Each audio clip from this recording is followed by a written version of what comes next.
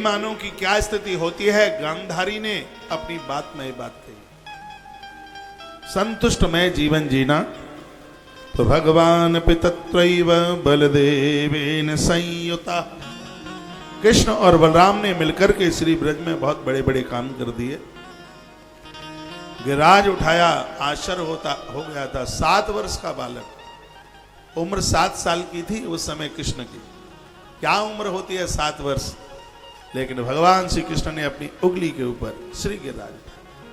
कृष्ण जो भी कोई काम करते हैं तो बलराम जी को पूछते हैं, उन्हें पास में उनके पास बैठते हैं। आप भी कोई काम करें, अपने परिवार के लोगों के पास बैठे, भाई के पास बैठे, समाधान हो जाए। यहाँ की तो बहनें माता ऐसी नहीं होंगी, ज्यादा तरह से भाई भाइयों को अलग करने में माताओं का एक बहुत बड़ा हाथ होता है। बुरा तो नहीं लग गया है? अभी हो सकता है बुरा लगे, लेकिन जब तुम सास बन जाओगी तब बात जरूर समझ में आ जाएगी। यदि आपके घर में आपका पति द्वंद्व करता है, माता पिता से बोलता नहीं है, जेठ देवर से बोलता नहीं है, घर में भूख हड़ताल हो जाए, कह देना कि चूल्हा तब जलेगा, पहले आप गले और गले मिलिए। नारी चाहे तो परिवार को आबाद कर दे और नारी चाहे तो घर को बर्बाद कर दे, ये नारी के हाथ में। नारी एक शक्ति है। आप कितने भी आनंद के साथ जी रहे हैं, ये अपने केस खोल करके थाने में पहुंच जाए, करोड़ों की इज्जत पाम के नीचे चल करके आ जाएगी, मिनट नहीं लगेगी। परिवार की इज्जत नारी बना करके रखती है। खानदान की इज्जत तो इसके हाथ में, इसके बिना तो घर चलता नहीं, इसके बिना तो कुछ है ही नहीं। तो मैं आज सूरजपुर की इस पवित्र व्यासपीठ से अति मुदित प्रसन्न होकर ये कहना चाहूंगा, यदि आपने मेरी व्यासपीठ की कथा को लाइक किया है, भूखे रह लेना, कम कपड़ों में रह लेना, लेकिन घर में द्वंद्व मत होने देना, झगड़े मत होने देना, कलह मत होने देना। ये बहुत बड़ा दुर्भाग्य है यदि आप में कोई ऐसे बैठे हैं जिन्हें भाई और भाई में बोल चाल नहीं है। ये बिल्कुल भी ठीक नहीं है। परिवार में 3 चीजों का होना जरूरी है, एक है सत्य और एक है प्रेम और एक है करुणा। घर में सत्य होता है तो घर अयोध्या बन जाता है, घर में प्रेम होता है तो वह घर वृंदावन बन जाता है, और घर में करुणा होती है तो वो घर काशी बन जाता है। क्योंकि शंकर करुणा के अवतार हैं, कृष्ण प्रेम के अवतार हैं और प्रभु राम सत्य के अवतार। जॉइंट फैमिली में चोरियां बहुत होती हैं, गले में हाथ मार दो, अकेले बाद में अलग अलग होंगे तब ये पैसा काम में आएगा, लेकिन चोरी का पैसा मोरी में जाता है, दवाइयों में चला जाएगा, बीमारियों में चला जाएगा। ईमानदारी कोई चीज, बड़े धन्यवाद के प्रतीक लोग हैं, ईमान ही जिनकी जिंदगी। जो जरूरत है, एक दिन और भी मैंने बोला, मांग करके ले लीजिए, क्या चोरी करनी है। इतने बढ़िया लोग, इतने इंसान लोग, इतने अच्छे इंसान लोग, और उनके पास में ऐसी ये गलत हरकत आती है कि ज्वाइंट फैमिलियों में बहुत चोरी होती है, और ऐसे छिपा के रख देंगे, साड़ू के यहाँ भेज देंगे, ससुराल में भेज देंगे, और कोई साड़ू का मित्र वहाँ पता ही नहीं लगे किसी को। और ये बिल्कुल ठीक नहीं है, ये बिल्कुल बढ़िया नहीं है। भागवत का अनुभव बोलता है, और ये सब परिणाम, सुख दुख सब इसी धरती पर है, स्वर्ग और नर्क सब इसी धरती पर है। लोगों को तो लगता है कि पैसे वाले सुखी हैं, मैंने बड़े धनवान देखे इस धरती पर, इतने पैसे वाले देखे, पैसा है बीमारियां भरी पड़ी हैं, पैसा है बीमारी है, हाथ नहीं है, पाम नहीं है, आंख नहीं है, लीवर नहीं है, किडनी नहीं है, ये बीमार परेशान, क्या होगा उस पैसे का? तो जो भी हम कष्ट भोग रहे हैं वो सब हमारा प्रारब्ध है। पिछले बार तो प्रारब्ध में तो ठीक ठाक नहीं कर पाए, परेशानियां दिक्कतें आ गई, तो अब तो कुछ ऐसा कर ले भैया कि प्रारब्ध के ये दुखड़े कट जाए।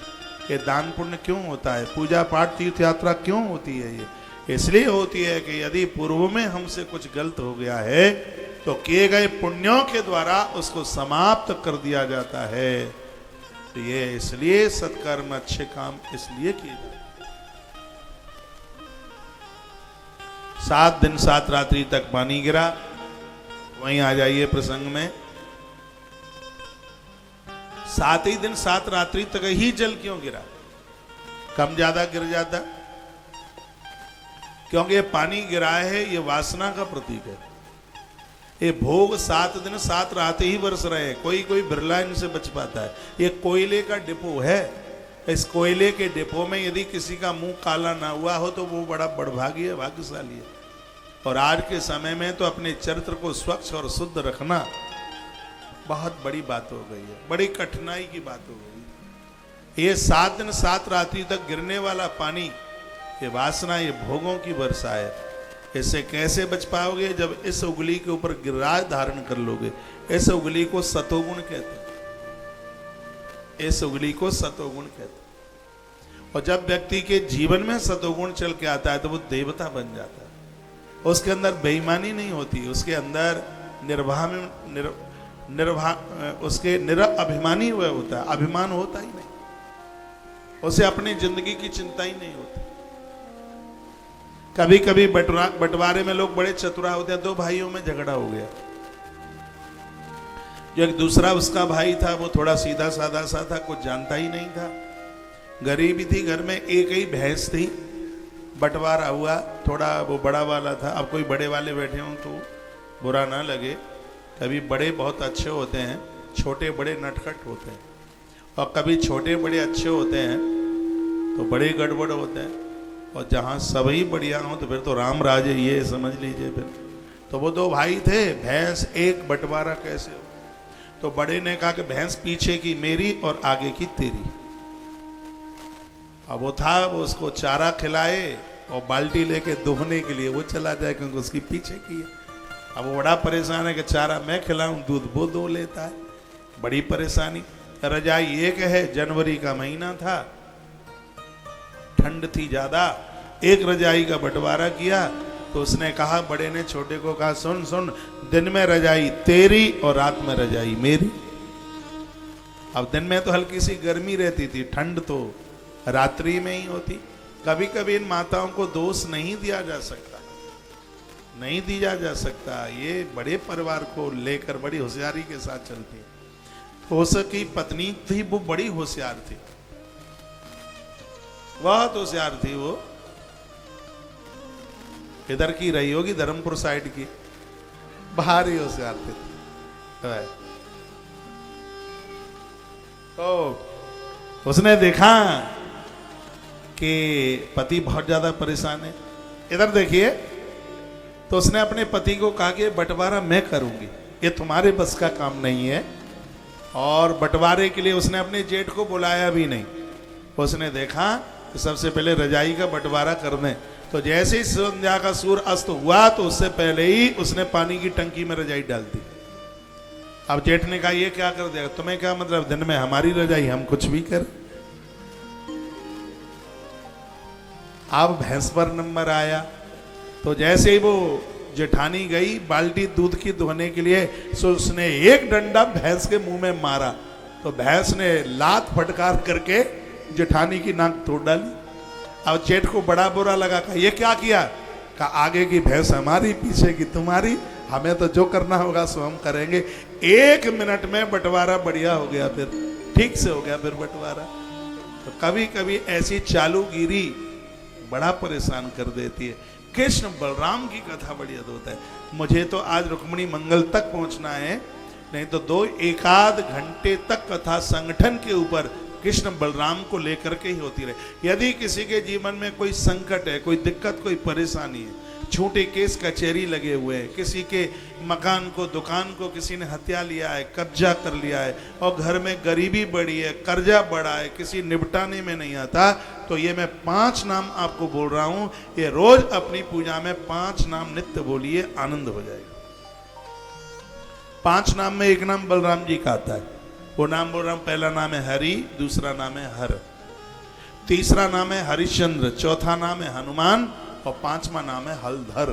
रोजाना आप ये लीजिए, घोर विपत्ति का तारण हो जाएगा, घोर परेशानी कट जाएगी।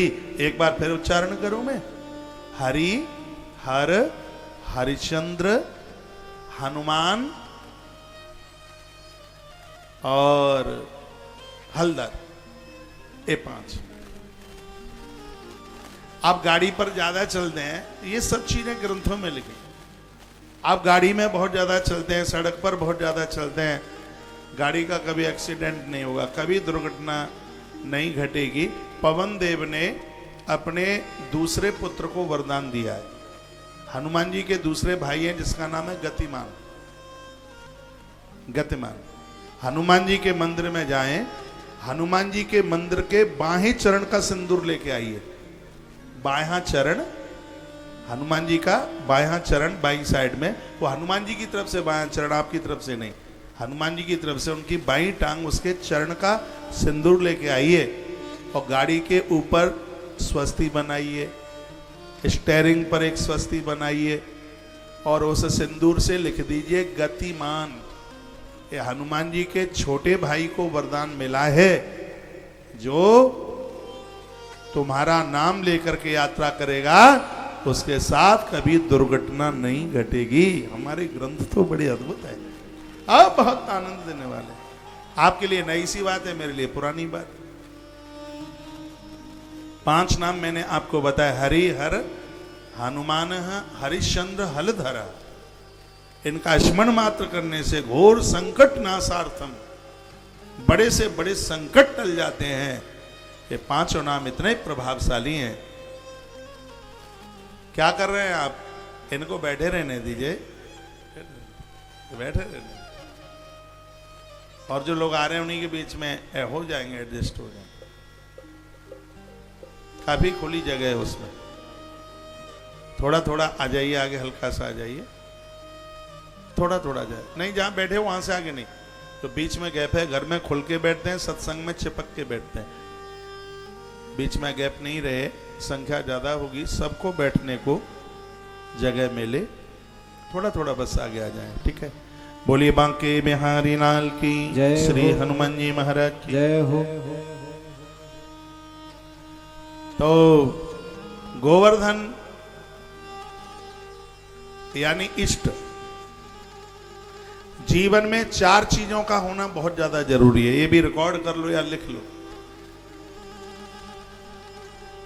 जिंदगी में 4 चीजों का होना बहुत ज्यादा जरूरी है। एक है संत, एक है ग्रंथ, एक है मंत्र और एक है भगवंत। ये 4 है।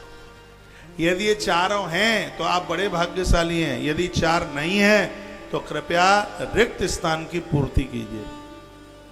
जीवन में किसी साधु के साथ, गुरुजन के साथ, महापुरुष के साथ जुड़िए, उनके साथ संवाद हो। आपके मोबाइल में किसी न किसी महापुरुष का, महात्मा का नंबर हो। जब भी कोई दिक्कत परेशानी आवे तो आप उनसे अपना समाधान मांगो। जीवन में कोई न कोई ग्रंथ, रामायण, भागवत, गीता, जो भी आप पढ़ सकें, ये आपका समाधान बन जाएगी। स्वाध्याय करें, भले आधा पन्ना पढ़े। और एक आनंद की बात मैं आपको बता रहा हूं, आपके मन में कोई प्रश्न चल रहा है, यदि कोई ग्रंथ आप रोज पढ़ते हैं, नेत्र बंद करके उसको कहीं से खोल दीजिए, आपके प्रश्न का जवाब उस ग्रंथ के उसी पन्ने में आपको मिल जाएगा। हम लोग रोज ग्रंथ, आप मुझे मिलने को आते हैं, मेरे पास में कोई न कोई पुराण, कोई न कोई ग्रंथ रखा हुआ होता है। इसको अपनी जीवनी बना लीजिए, इसको अपनी जिंदगी बना लीजिए। जैसे आप मोबाइल के बिना नहीं रह पाते हैं, वैसे ही आप ग्रंथ के बिना मत रहिए। उसको पढ़िए, उसका स्वाध्याय कीजिए। जीवन में एक संत चाहिए, जीवन में एक ग्रंथ चाहिए और जिंदगी में एक मंत्र चाहिए। जैसे अंकुश हाथी को बस में कर लेता है, उसी प्रकार से मंत्र भगवान को अपने बस में करके बता देता है। हनुमान जी ने राम जी को मंत्र के प्रभाव से अपने बस में कर लिया। सुमिर पवन सुत पावन नामू, अपने बस कर राखे रामू। आप में वो बड़े बड़भागी लोग हैं जो नित्य माला जपते हैं। और यह जरूरी नहीं है कि 70 साल में माला जपी जाए। माला जपना तो 7 साल से ही आरंभ कर दीजिए। इस देश में मेरे ऐसे बहुत बच्चे शिष्य हैं जो 5-6 साल में माला पकड़ करके जप करते हैं। 10-10 माला रोज जपते हैं, 1-1 हजार नाम रोज वो भगवान के लेते हैं। ये उन्हें संस्कार मिले हैं। वो बच्चे बड़े मेधावी हैं वाले, और देश का भविष्य, आपके परिवार का भविष्य बच्चों के ऊपर। तो ये संस्कार आप नहीं देंगे तो कौन देगा? ये सरकारें नहीं दे पाएंगी ये संस्कार, ये आपको देना पड़ेगा। ये मंदिर जाते हो तो बच्चों को लेके जाओ। पहले दादा लोग कंधे पर बिठा के बच्चे को मेला में लेकर के जाते थे देवताओं का दर्शन कराने के लिए। बच्चों को लेके जाइए, मंदिरों में जाएं, गुरुजनों के पास जाएं, संतों के पास जाएं। यदि वृद्धावस्था में इनके संग रहना है तो मान लो हमारी ये बात, नहीं तो घर छोड़ के जाना पड़ेगा। फोन मुझे ही करेंगे, कहेंगे महाराज जी अब तो दिक्कत है, आश्रम में आना है। बोलेंगे और बोलते ही हैं। इसलिए इसमें कच्चे मत रह जाइए, इसमें परिपक्व बनिए। इसमें तो जीवन में एक संत चाहिए, जीवन में एक ग्रंथ चाहिए। मेरी बहनों, जीवन में एक मंत्र चाहिए। तुम्हारी डुकरिया जप करती है कि नहीं करती, तुम जरूर कीजिए। और जब तुम जप करोगे तो उनको लाज आएगी, उन्हें लगेगा अरे बहू इतना नाम लेती है भगवान का, इतना पूजा पाठ करती है, धिक्कार हमारे लिए है, हमें भी भगवान की पूजा कर देनी शुरू कर देनी चाहिए। तो वो शुरू कर देगी।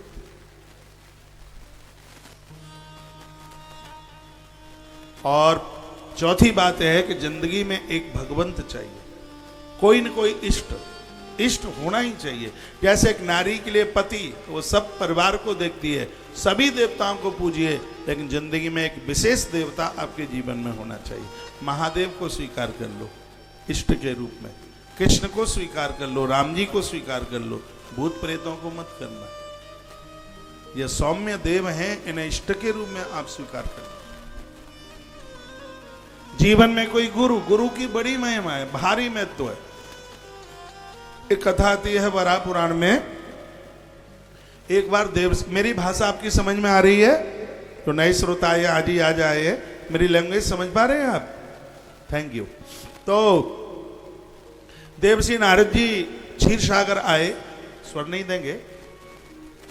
तो भगवान प्रभु ने आरती उतारी, बड़ा आदर किया, मान किया, सम्मान किया, और लक्ष्मी मैया को कहा कि महात्मा भूखा है, इसके लिए भोजन बनाओ।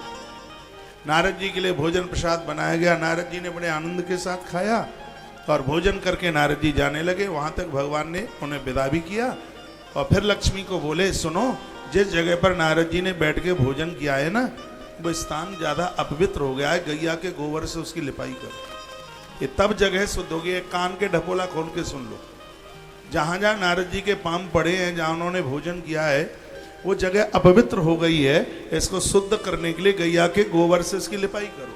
वराह पुराण की कथा।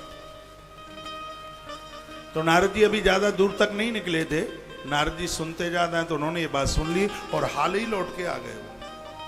नारद जी को बड़ा बुरा लगा कि मेरे पांव जहां गिरे हैं वो जगह अपवित्र हो गई, जहां मैंने बैठ करके भोजन किया वो स्थान अपवित्र हो गया। तो नारद जी ने भगवान को पूछा, यदि मैं अपवित्र हूं तो तुमने मेरी आरती क्यों उतारी? यदि मैं अपवित्र नहीं हूं तो उस जगह को गोबर से लिपाई की बात आप क्यों कर रहे हैं?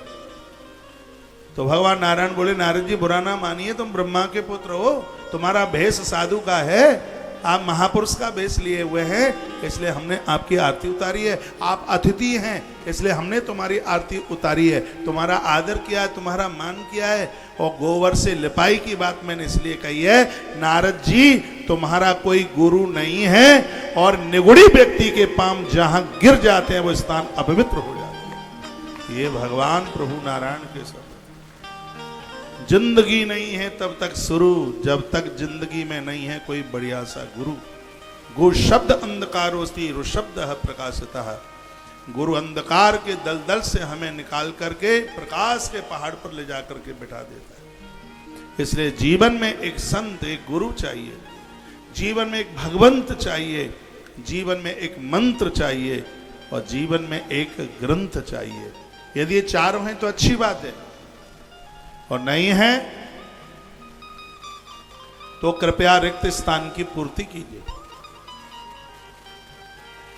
आनंद हो गया जब भगवान ने ये गिरिराज उठाया तो भूचाल धरती पर मच गया। ब्रजवासियों के बीच में मीटिंगें होने लगी। वो कहने लगे कि ऐसा लगता है इस नंद ने किसी के छोकरे का अपहरण कर लिया है। गड़म सामृतकम नाम मेघा तस्सात्म कारणम। सामृतक नाम के मेघ ने जो घोर वर्षा करी और उस पानी का कोई असर नहीं हुआ ब्रज के ऊपर, धूल उड़ती रही। ऐसा लगता है करामाती जो बालक है ये नंद का नहीं है, ये कहीं से इसको किडनैप करके लाया। तो ये चर्चा सिरादे, ये चर्चा घर घर में चल रही थी। तो कुछ लोगों ने कहा वो तो हमने पहले ही कहा, बाबा गोरा अम्मा गोरी, ये कलुआ, ये काला है, ये तो लगता ही नहीं है इस खानदान का। अब ये मीटिंग हुई कि ये आया कहाँ से, ये काला है। ये चर्चा तो उस समय बहुत होती थी, माता पिता गोरे, ये काला क्यों। एक बार गोपियों ने पूछा था, कन्हैया ये बताइए श्याम सुंदर, तुम्हारा पूरा कुनबा गोरा है लेकिन तुम काले क्यों। तो कृष्ण कहते हैं, गोपियों तुम आंख में काजल लगाती हो, काजल लगी हुई आंखों में हम आके बैठ जाते, हम तो गोरे ही थे, तुम्हारी आंखों के काजल से हम कारे हो गए। कृष्ण बोले।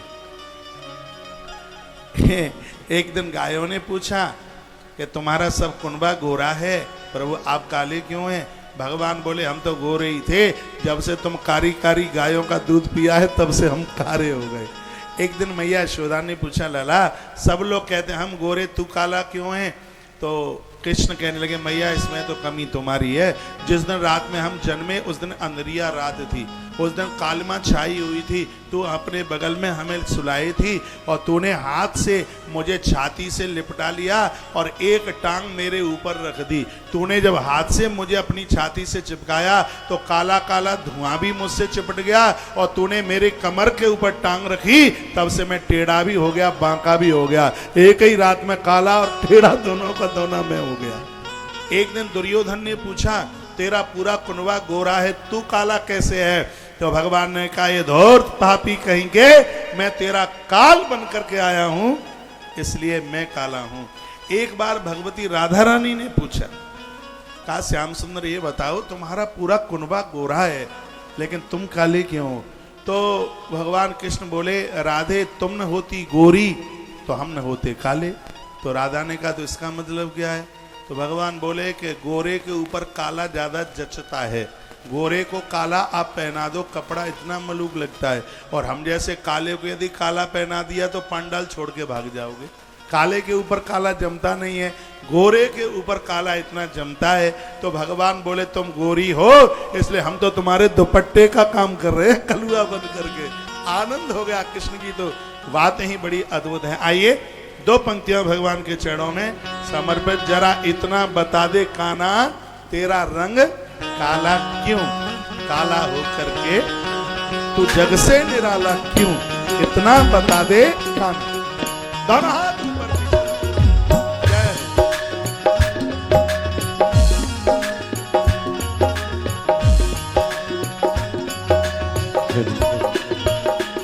जरा इतना बता दे कान्हा तेरा रंग काला क्यों, जरा इतना बता दे कान्हा तेरा रंग काला क्यों।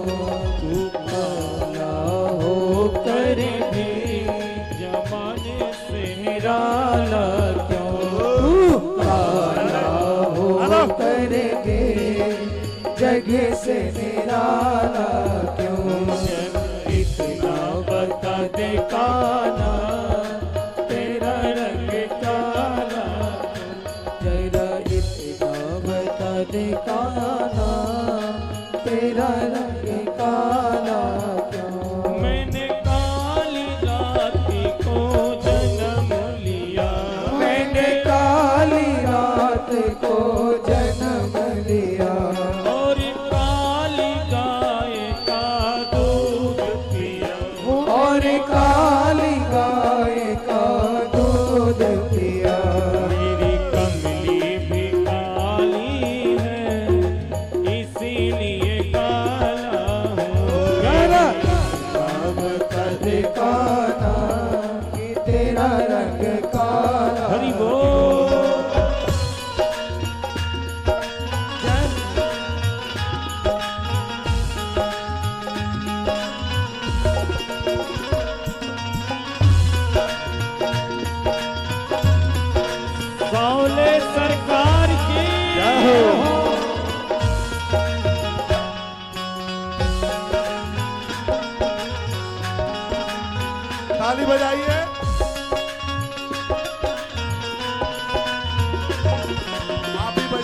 टेंशन में बैठो।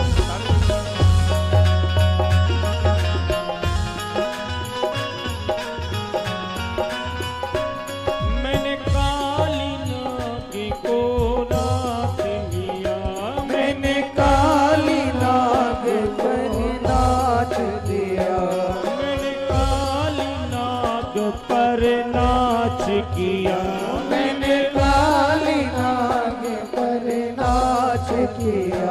नागों का रंग काला इसीलिए काला होता नागों का रंग काला इसीलिए काला हूँ। जरा इतना बता दे काला तेरा रंग काला क्यों? जरा चला दे। इतना बता दे काला तेरा रंग हरि काला। बोल।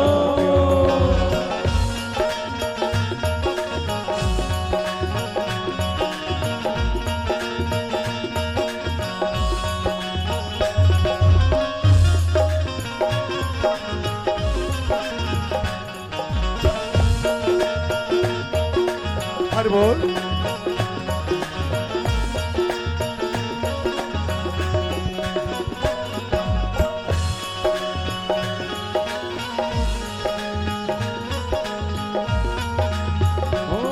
सावन में बिजली कड़कती है, सावन में बिजली कड़कती है, बादल भी बहुत बरसते हैं, बादल भी बहुत बरसते हैं। बादल का रंग काला इसीलिए काला हूँ। बादल का रंग काला इसीलिए काला हूँ। जरा इतना बता दे काला तेरा रंग काला क्यों? जरा जरा इतना बता दे काला तेरा रंग काला। हरि बोल। जय हो।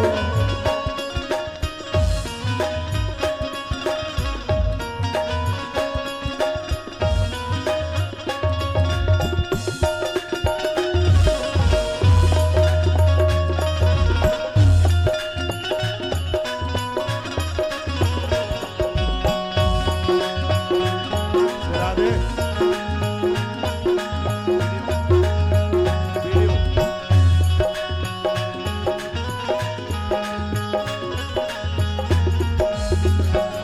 सखी रोज ही घर में बुलाती है, सखी रोज ही घर में बुलाती है, और माखन बहुत खिलाती है, और माखन बहुत खिलाती है। सखियों का भी दिल काला इसीलिए काला हो। सखियों का दिल काला इसीलिए काला। जरा इतना बता दे काला तेरा रंग काला। जरा इतना बता दे काला तेरा रंग काला क्यों? तू काला होकर भी ओ कान्हा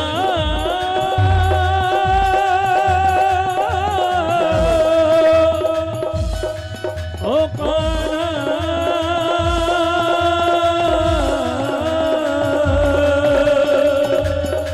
हे कान्हा कान्हा।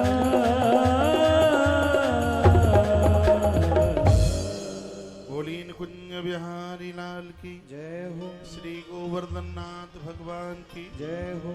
आखिर में सभी ब्रजवासियों को भूल समझ में आई और सबको लगा कि ये साक्षात ईश्वर है। भगवान ने 7 वर्ष की उम्र में इतनी अद्भुत लीला कर दी, इंद्र को भूल समझ में आ गई। देवराज इंद्र अपने साथ में सुरभि नाम की गैया को लेकर के भगवान की स्तुति करने को आए। आप सुन नहीं रहे, देखिए पहले आप नाचते हैं फिर आधे घंटे में शांत हो पाते, तो कभी कभी ये कीर्तन भी खतरा बन जाता है। फिर पहले साइलेंट होकर आप सुनिए। बड़े अच्छे लग रहे हैं, आपके लिए बड़े अच्छे अच्छे मैसेज आ रहे हैं। और इसमें लिखा है कि यहाँ की बहनें बड़ी उत्साहित हो रही हैं और बड़ी सुंदर लग रही हैं। तो मैंने तो एक ही दिन बोल ही दिया है कि आप अपनी शादी पर जितनी सुंदर लग रही थी उससे ज़्यादा इस आयोजन में आप बढ़िया लग रही हैं, मलूक लग रही हैं।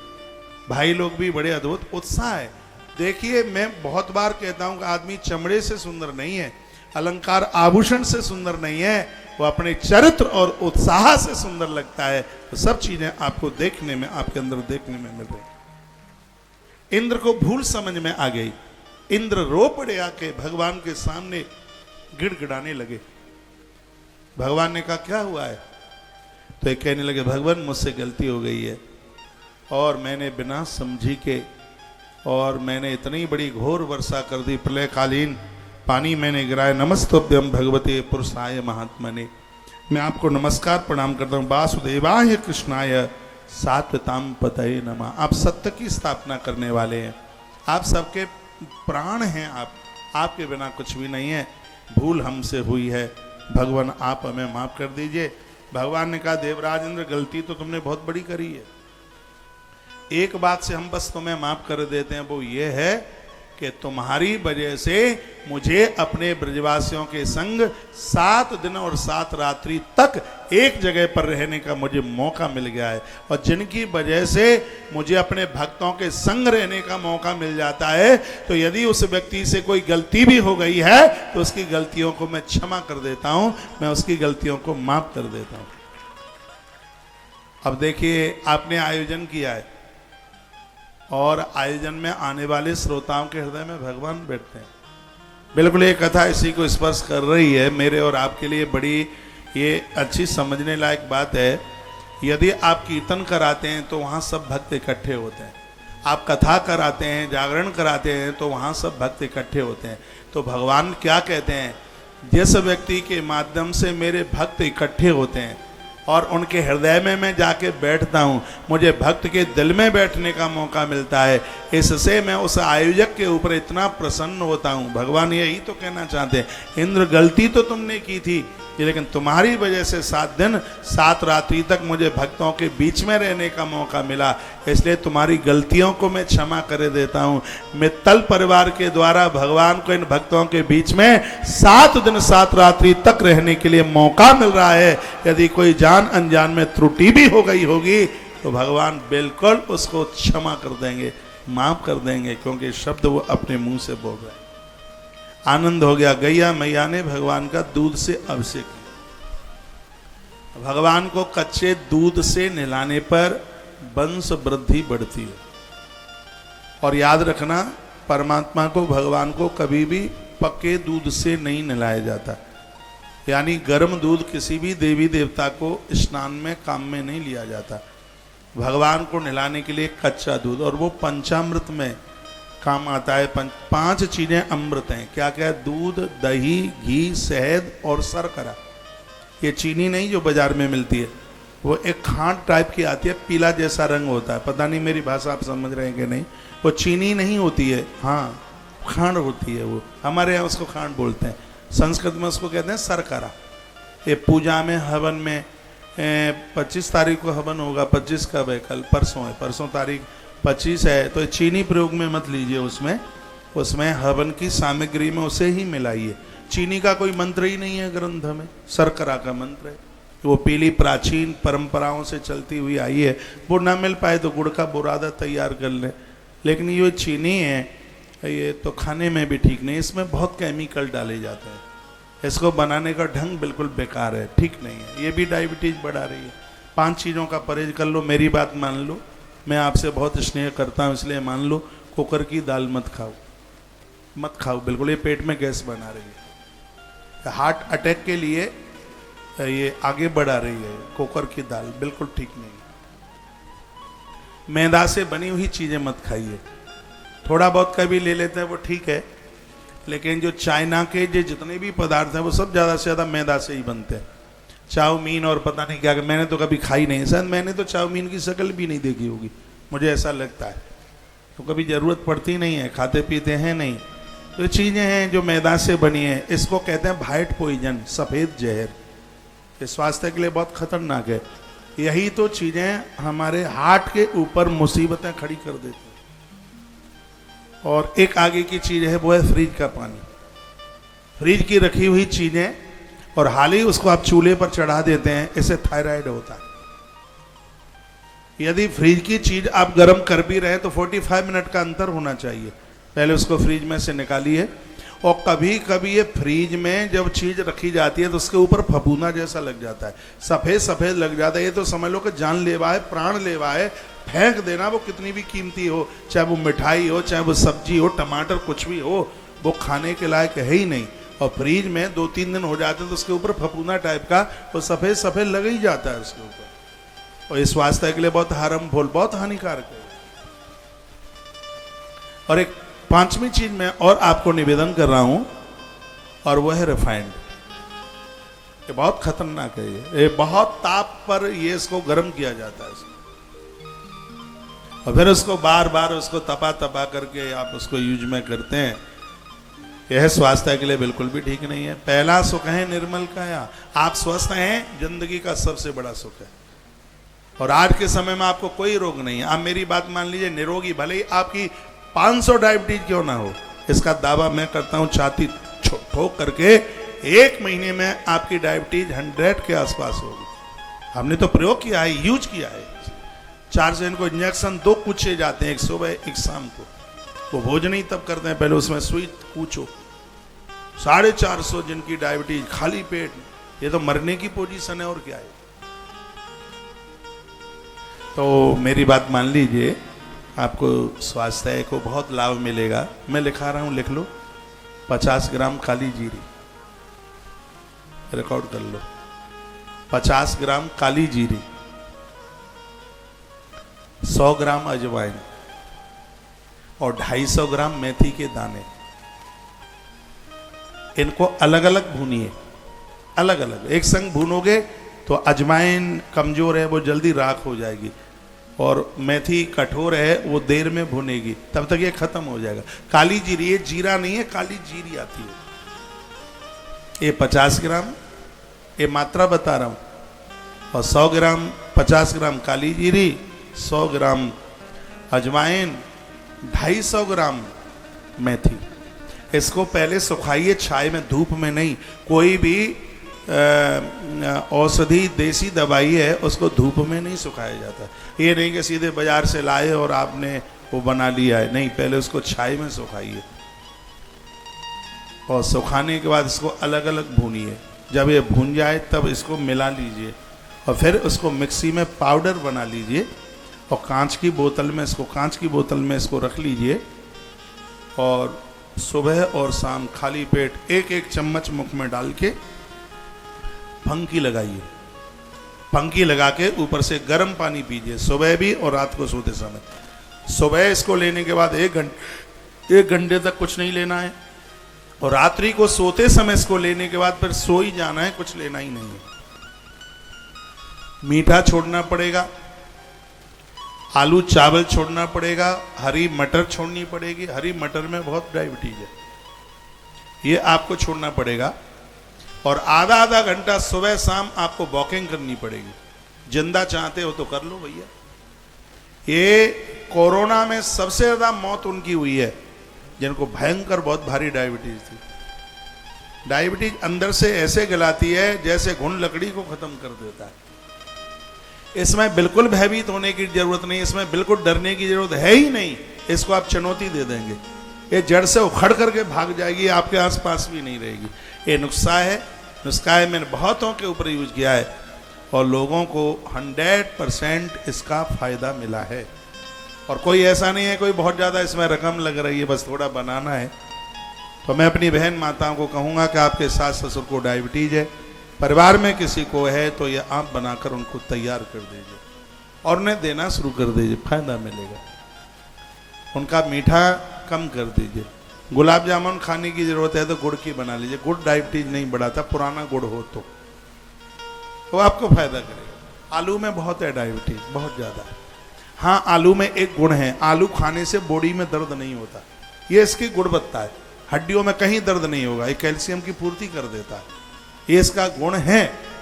लेकिन आजकल वो खाद का आलू आ रहा है, दुनिया भर के केमिकल किसान लोग डाल देते हैं, तो वो भी बड़ा दिक्कत दे रहा है, परेशानी। नहीं तो घुटनों के दर्द के लिए तो इसको बड़ा वरदान माना गया। अब मैं तो कथा में आगे के लिए बढ़ूं, क्योंकि आज की यात्रा बहुत लंबी है। एक बार जयकारा लगाइए, बोलो भक्तवत्सल भगवान की जय हो। तो देवराज इंद्र ने भगवान की आकर के स्तुति करी, बंदन प्रणाम किया और कहा भगवान गलती हो गई, नमस्तोभ्यम भगवते पुरुषाय महात्मने। तत्पश्चात गैया मैया ने अपने दूध से भगवान का अभिषेक किया। बात ये चल रही थी कि देवताओं को कच्चे दूध से नहलाइए। दूध, दही, घी, शहद और शर्करा, ये 5 चीजें अमृत हैं। इनको नहलाने से क्या होता है ये सुन लीजिए। दूध से भगवान को स्नान कराने से वंश वृद्धि बढ़ती है, इसलिए तो गिरिराज जी की परिक्रमा गैया के कच्चे दूध से लगाई जाती है। दही से स्नान कराने पर दुश्मन भी आपका सम्मान करता है। उस समय बड़ी तकलीफ होती है जब एक सास ससुर को 4 बहुएं होती हैं, 2 का भारी आदर होता है और 2 के लिए वो अपमान ही कर देते हैं, ऐसी है वैसी है, ऐसे इसके माता पिता हैं, ऐसा इसका खानदान है और ऐसी हमारे घर में आ गई और ऐसी वो तमाम बातें। उस समय बस दम ही नहीं निकलती, सब स्थिति हो जाती है। लोग कम रोटी में रह लेंगे लेकिन सम्मान तो भाई सबको चाहिए। लेकिन मैं आपको निवेदन करूंगा, जो दही है, दही से भगवान को स्नान कराने पर पूरी दुनिया का दुश्मन भी तुम्हारा आदर करेंगे। ये दही का इतना बड़ा प्रभाव है। और उसके बाद में घी परदेश में गई हुई संपत्ति को वापस ले आएगा। ये घी श्री वर्धक है। ये घी की जोत जलाने से कर्जा निपटारा हो जाता है। घी हमारी नकारात्मक ऊर्जा को समाप्त कर देता है। घी इतना बड़ा प्रभावशाली है। कालिका पुराण में कहा गया है कि घी खाने में तो फायदा करता ही है, लेकिन ये घी जलाने में बहुत फायदा करता है। सुबह शाम दिया बाती में इसको जलाइए, हवन यज्ञ में इसको जलाइए, इसका बहुत फायदा है। एक घोर गरीबी का नाश करता है। बाजार में पैसा मारा जा रहा है, वापस नहीं आ रहा है, तो आप घृत की अखंड 40 दिन जोत जलाइए ना। घी नहीं मिलता है तो तिल के तेल की जोत जलाइए, आनंद हो जाएगा। पंचामृत में घी को लिया गया। उसके बाद में शहद की इतनी बड़ी महिमा है। शहद से भगवान को नहलाने पर आपके दुश्मन समाप्त हो जाएंगे। जो उनके अंदर जो वैमनस्यता है, वो अड़ोसी पड़ोसी उल्टा पुल्टा करते रहते हैं, दुकानदार बगल वाला बड़ा परेशान करता है, तो इन सब समस्याओं का समाधान शहद में छिपा है। आयुर्वेद में शहद की महिमा देखिए कितनी है। यदि बिस्तर पर बच्चे बाथरूम कर लेते हैं और ये बुरी आदत छूटती नहीं है, रात्रि को सोते समय 1 गिलास गर्म पानी में 1 चम्मच शहद डाल दीजिए, बच्चों को पिला दीजिए, 3 दिन आप दे दीजिए, हमेशा के लिए वो चारपाई पर बिस्तर पर बाथरूम करना ही बंद कर देंगे। इतना बड़ा प्रभाव है शहद का आयुर्वेद में। तो यदि किसी को शराब पीने की आदत है, छूटती नहीं है, किसी को धूम्रपान करने की आदत है, गुटखा खाते हैं, दांत इतने मैले कुचैले हो गए हैं, देखा नहीं जाता, इतनी सुंदर बत्ती सी उसकी क्या रेड मार करके रख दी है। मैं यहाँ से एक उपाय आपको बता रहा हूँ। गर्म पानी कीजिए, 2 गिलास गर्म पानी में 1 चम्मच आप देसी शहद, ये बाजारू नहीं, इसमें तो चीनी मिल के आ रही है, जो छत्ता अपनी आंखों के सामने से तोड़ा गया है, उसमें से निकला हुआ जो शहद, इसका सेवन कीजिए। 1 महीने में इतना अभ्यास बन जाएगा, यदि 1 ढक्कन भी शराब का जीभ पर पहुंच गया तो उल्टी हो जाएगी। इतना बड़ा प्रभाव आयुर्वेद में शहद का है। इसको गर्म पानी में, माताएं तालियां बजा रही हैं, आपके मतलब की बात है। शराबी आते हैं घर में तो किवाड़ में ठोकर मारते हैं सीधे। बड़ी दिक्कत है, बड़ी परेशानी है। जिन बेटियों के घर में, बहनों के घर में सुपारी खाने की भी आदत नहीं, लेकिन आज नशा ऐसा छाया हुआ है, शराबी पति मिल जाता है, ऐसी स्थिति हो गई है। बड़ा मुश्किल हो रहा है जीना। ये अपराध नहीं है, पाप नहीं है, पाप का बाप है, इससे बचिए। ऐसी जगह पर कलयुग रहता है जिसका खान पान ठीक ठाक नहीं। तो ये मैं पंचामृत की बात बता रहा हूं। शर्करा निष्कामता लेके आता है।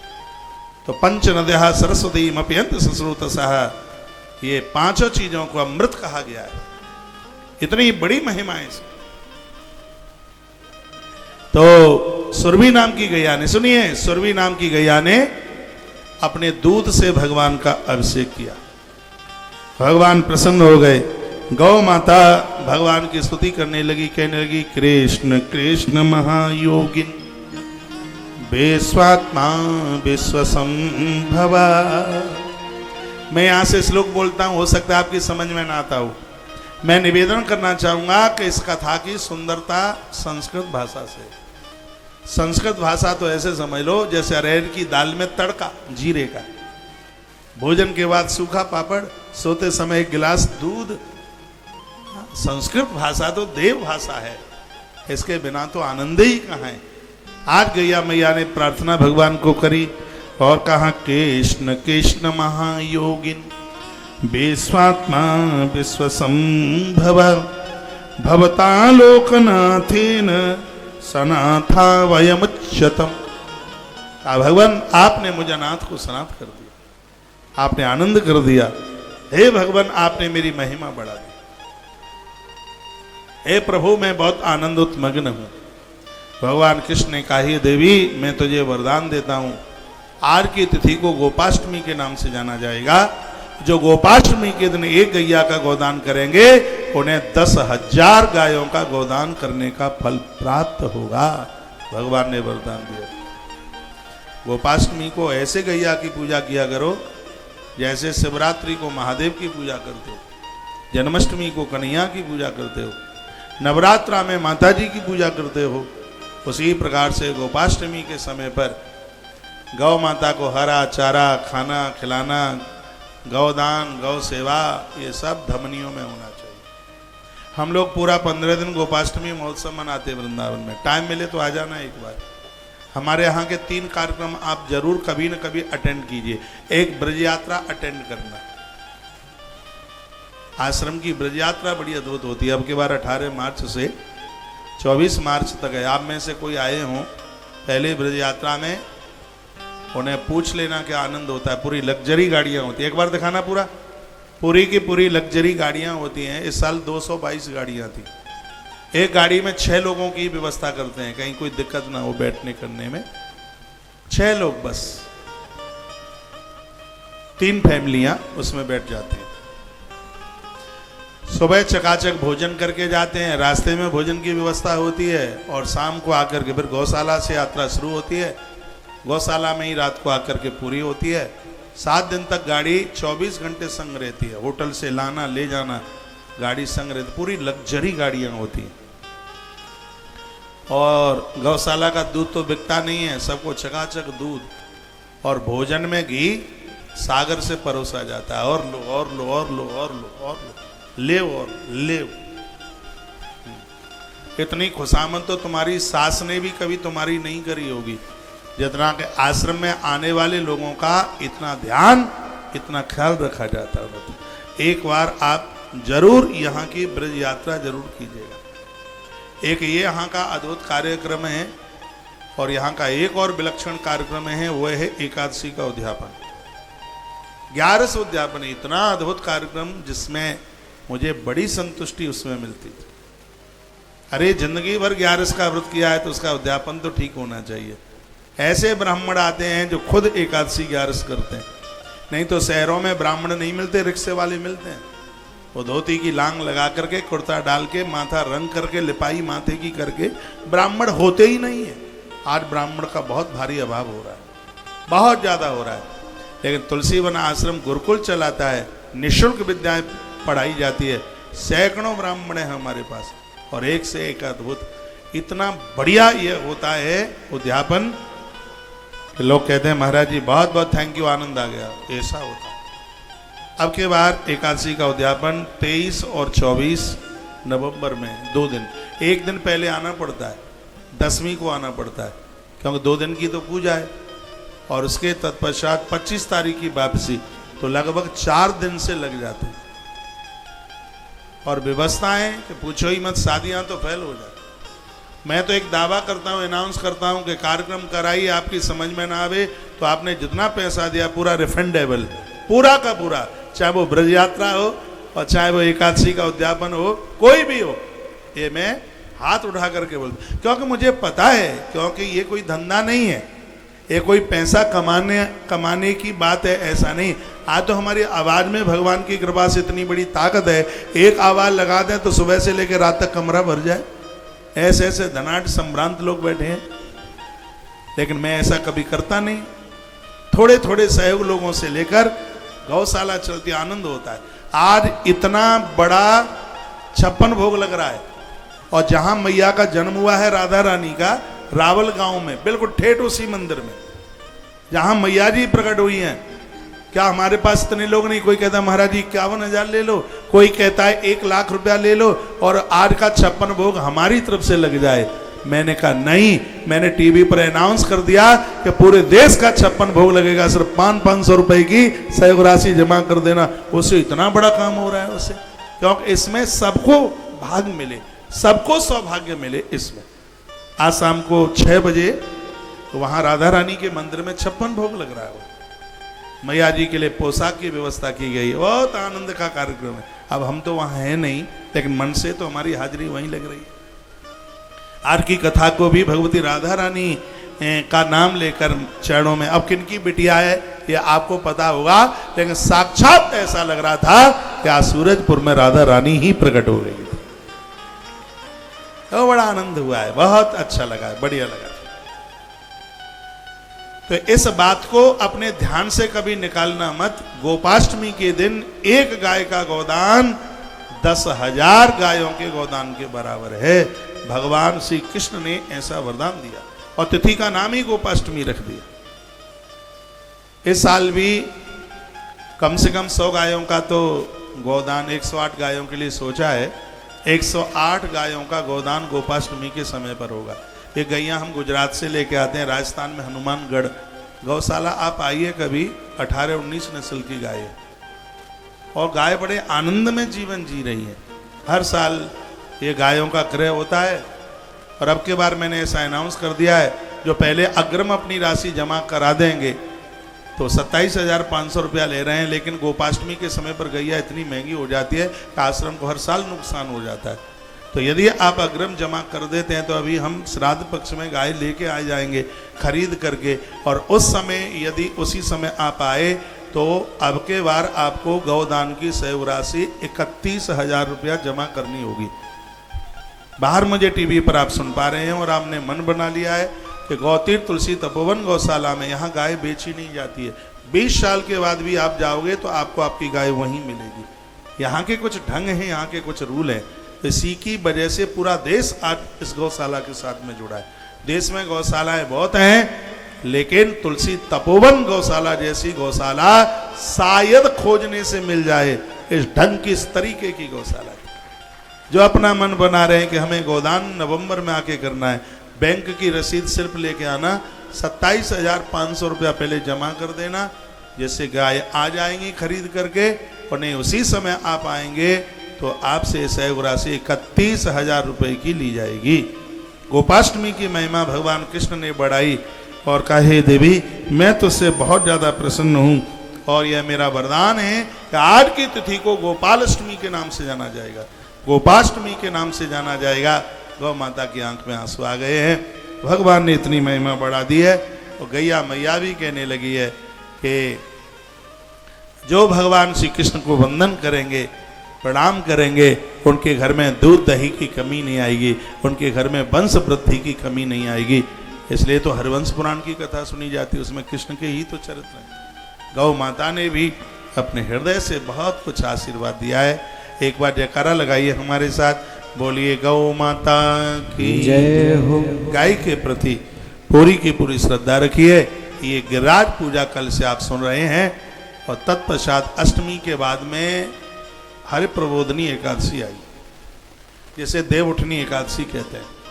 नंद बाबा ने व्रत किया, बिना कुछ खाए पिए व्रत किया। एकादशी करने का नियम है। बहुत लोग तो दुनिया भर का कूटू खा लेते हैं, सिंगाड़े की लपसी खा लेते हैं, पूरा दिन कुछ न कुछ नंदी की तरह मुंह उनका चलता ही रहता है, और कंधा फुला करके कहते हैं हमने भी एकादशी करी है। हाँ, चकाचक खाना पीना कोई बंद होता नहीं है। कि नंद बाबा की एकादशी कैसी है? एकादश्याम निराहारम सम्यभ्यंश जनार्दन। इन्होंने नारायण की पूजा करी, निराहार, सिर्फ जल ही पिया, उन्होंने कुछ भी नहीं खाया। यदि एकादशी सिर्फ फल और दूध के ऊपर कर ली जाए तो इसका पूरा का पूरा फल मिलता है। एक बार आपने लिया तो पूरा फल है, और बार बार आप लेते हैं तो 50% उसकी कटौती होती है। दिन में यदि नींद आ गई है, रात के 12 बजे से पहले आप सो गए हैं, तो एकादशी का फल सिर्फ 25% 25% ही प्राप्त होता है। एकादशी के दिन यदि आपने साबुन, तेल, शैम्पू, ये सब चीज़ें याद करी हैं, तो ऐसी एकादशी का फल सिर्फ 5% ही मिलता है और सब कट जाता है। एकादशी के दिन उबासी आई है, जैसे मुंह खुलता है ना, उबासी आई है, तो इससे भी फल में कटौती होती है। एकादशी के दिन कहीं आप दूसरी जगह भंडारे में, दूसरी जगह खाने पीने के लिए चले गए हैं, तो इससे भी उसके फल की कटौती। एकादशी की तो इतनी बड़ी महिमा है, वो पूरे नियम से हो नहीं पाती है। यदि एकादशी पूरे नियम से हो जाए और 12 वर्ष यदि किसी ने 11 का व्रत कर लिया है, भगवान द्वारकाधीश उस एकादशी करने वाले भक्त के सन्मुख आकर के खड़े हो जाएंगे। इस दुनिया में, सृष्टि में एकादशी के व्रत से बड़ा कोई व्रत है ही नहीं। यदि घर में कोई कष्ट में बूढ़ा आदमी है, प्राण नहीं निकल रहे, नारद पुराण में लिखा है, दीदी आप खड़े कैसे? अच्छा हम दिख नहीं रहे यहां से, उधर बैठ जाओ। तो हाथ में गंगा जल लेकर के अपनी एकादशी संकल्प करके यदि किसी दुखित व्यक्ति को, रोगी व्यक्ति को दे देते हो, या तो वो खड़ा हो जाएगा या दुनिया छोड़ के चला जाएगा, वृद्धावस्था में वो कष्ट नहीं भोगेगा। एकादशी के व्रत की इतनी बड़ी महिमा। एकादशी के दिन चावल खाना कीड़े खाने की तरह। जितने दुनिया भर के पाप हैं वो सब एकादशी को अन्न में रहते हैं। द्वादशी के दिन जितने पुण्य हैं वो सब चावल में रहते हैं। भूल करके भी देखिए, आप एकादशी नहीं भी करते हैं तो 11 के दिन इतनी चीज़ें मत खाइए। क्या क्या मत खाइए? किसी भी प्रकार की दाल मत खाइए, मटर मत खाइए, चना मत खाइए, चावल मत खाइए। उस दिन ये लेना ही नहीं है।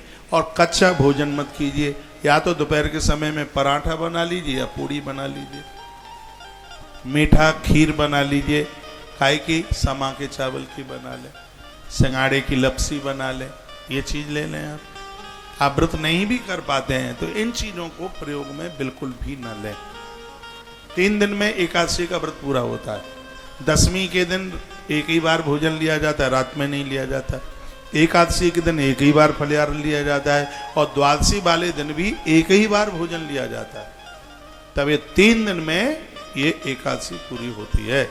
और ग्रंथ में तो ऐसा वर्णन है, जिन्होंने 11 का व्रत किया है, ऐसे लोगों को स्वयं नारायण अपना गरुण लेकर के आते हैं। गरुण पर उसे बिठाकर भगवान अपने धाम में लेकर के चले जाते हैं। ये एकादशी मैया की इतनी बड़ी महिमा है। तुलसीवन आश्रम एकादशी मैया की गुफा जो बद्रीनाथ में थी, बद्रीनाथ में एकादशी प्रकट हुई है बद्रीनाथ में, तो आश्रम एक 11 मैया की गुफा बनाने के लिए जा रहा है। बहुत जल्दी बन जाएगी, जहाँ नारायण और 11 मैया के दोनों के एक साथ दर्शन होंगे। आप कर सकें तो आप एकादशी का व्रत चालू कर दें।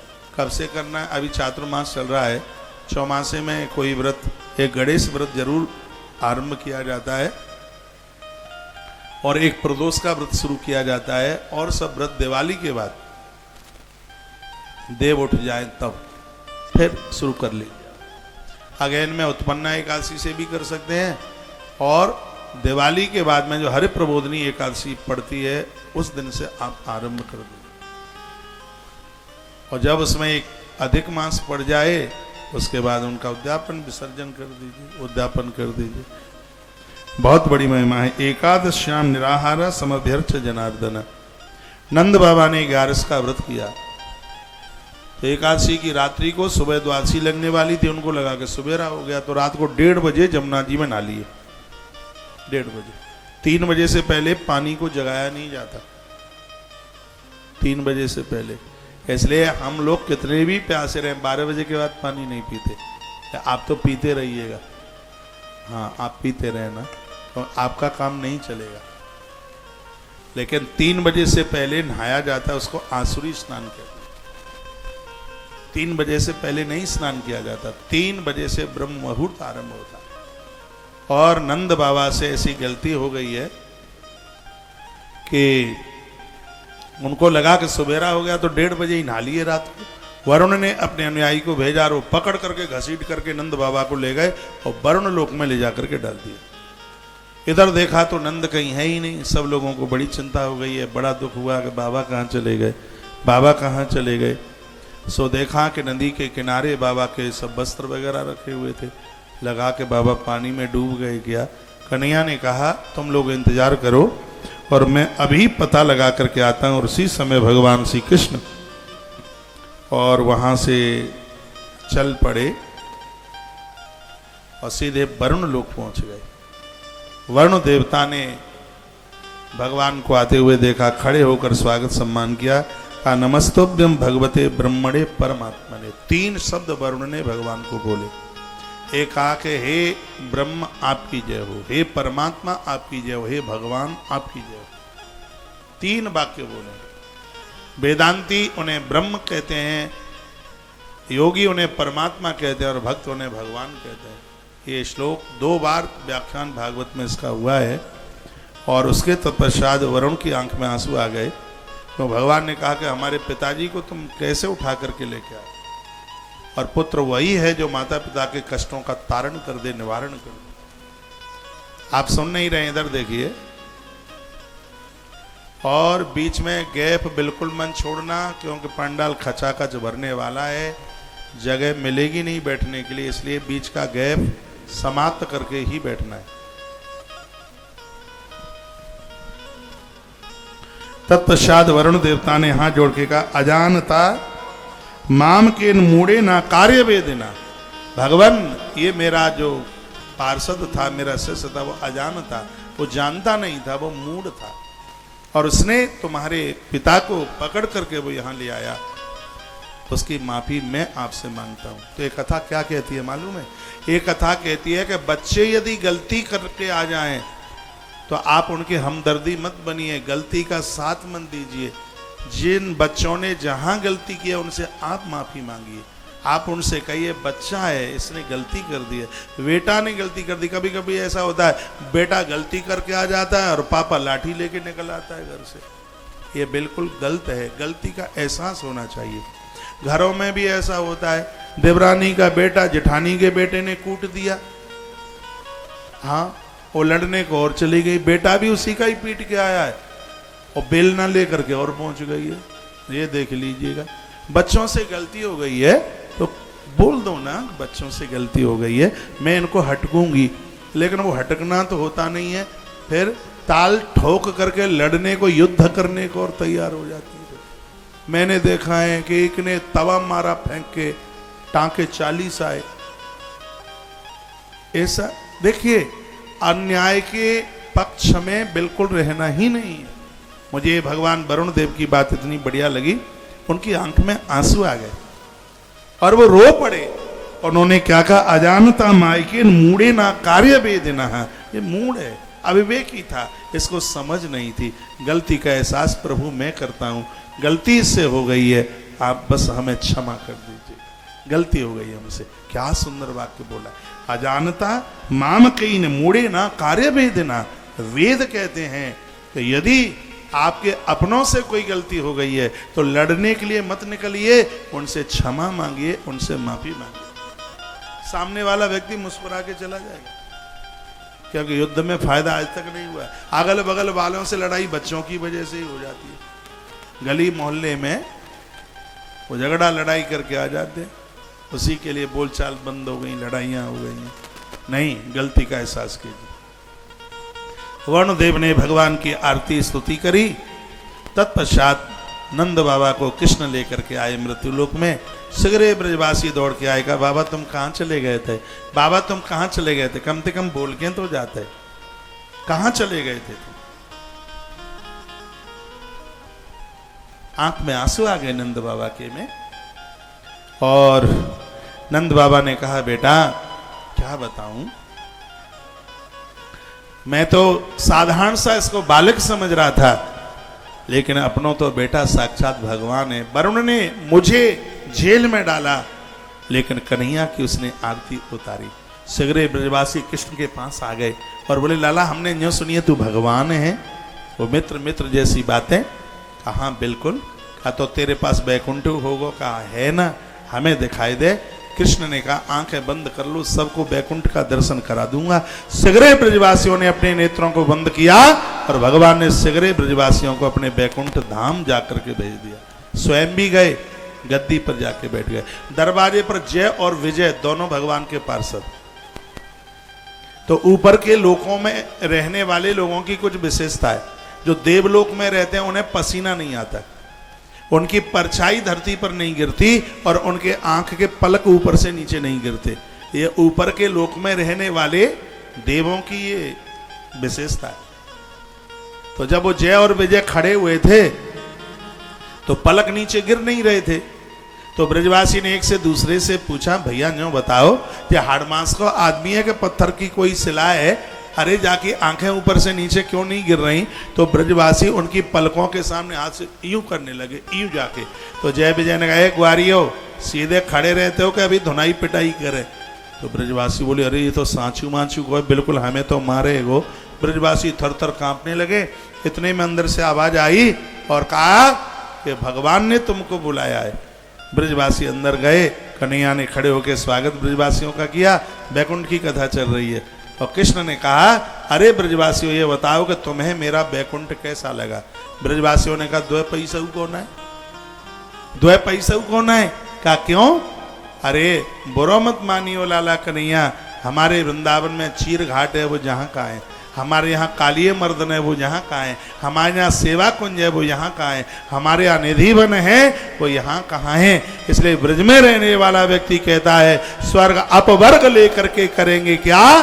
तुम जानते नहीं हम वृंदावन वासी है। जो वृंदावन में वास करता है उसे दुनिया में कहीं उसका मन लगे ही नहीं सकता। ऐसी वृंदावन की महिमा, वृंदावन धाम अपार रटे जा राधे राधे। जो वृंदावन की यात्रा करता है उसे संपूर्ण धरती की यात्रा करने का फल प्राप्त हो जाता है। ऐसा चिन्मय धाम वृंदावन है, ऐसा श्री धाम वृंदावन है। फिर नंद बाबा की 11 का वर्णन किया गया और उसके तत्पश्चात भगवान पिता रात्रि शरदोत्फुल्ल मल्लिका वीक्षरन्तुम मनश्चक्रे योग मायामुपाश्रिता। रासलीला की कथा में हम प्रवेश कर रहे हैं, बड़ी अद्भुत है। भागवत में 5 अध्यायों में रासलीला का वर्णन किया गया है। ये भागवत जी के 5 प्राण हैं, पंचरास पंचाध्यायी 5 भागवत जी के प्राण हैं। और कथा इस प्रकार से है कि वो दिव्य समय आ रहा था, भगवान ने आज वो चांदनी रात्रि में पेड़ में से कदम के पेड़ के ऊपर चढ़ करके बांसुरी बजा दी। तो जैसे ही बांसुरी बजी तो गोपियां जिस कार्य में व्यस्त थी वो सब छोड़ छाड़ करके चल पड़ी और कृष्ण के पास पहुंच गई। वर्णन है, स्वागतम वो महाभाग। भगवान ने कहा, गोपियों तुम्हारा स्वागत है, तुम्हारे लिए प्रियम किम करवाणे, वाह आपके लिए मैं क्या इतना बढ़िया करूं जिससे तुम प्रसन्न हो। ब्रजस्यानामयम कश्चित ब्रूतागमन कारणम। और इस समय ब्रज छोड़ करके तुम यहाँ आ गई हैं, तो आने का कारण क्या है? आने का कारण बताइए गोपियां के। तो गोपी ने एक दूसरे से कहा, क्या? ऐसी बाजी रे, ऐसी बाजी रे मुरलिया, यमुना की तीर बहन में तो दौड़ कर देखा ऐसी बाजी रे मुरलिया, यमुना की तीर बहन में तो दौड़। तालियां बजाइए। ऐसी बाजी रे, ऐसी बाजी रे मुरलिया, यमुना के तीर बहन में तो दौड़ पड़ी। जय हो। अपनी हस्तरेखा हमें दिखाइए हाथ उठा के। जय हो। सबकी रेखाएं बदलेंगी।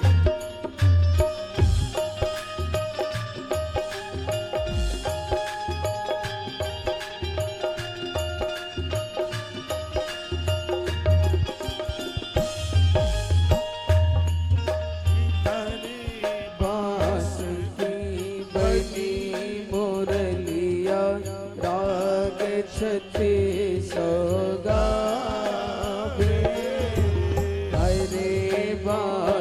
की बनी मुरलिया राग छत्तीसो गावे सोने सोने की मुरली के धुन को चैन न आवे या घबरावे रे चैन नहीं आवे रे या घबरावे रे चैन नहीं आवे रे मेरे होत कलेजा में तेरे बहन में तो दौड़ पड़ी ऐसी बाजी रे मुरलिया बड़ी यमुना के तीर बहन में तो दौड़ पड़ी जय हो